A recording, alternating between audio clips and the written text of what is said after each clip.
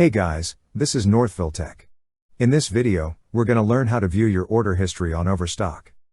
If you don't have an Overstock account, we will put a link in the description below for you to sign up.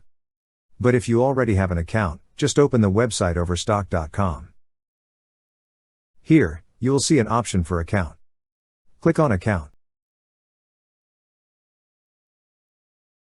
On the pop-up window, you will see a section for Sign In. Then, sign in with your email and password.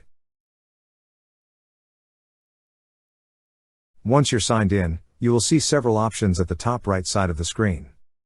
Click on the option that says Account. On this page, you will see several tabs. Click on Orders and Returns.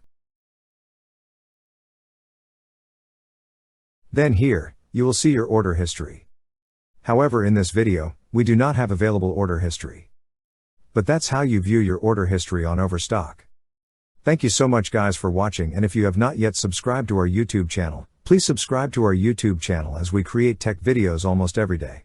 Also check out our website northvilletech.com for great tech articles, and our recommended resources in the description below for various sign-up bonuses.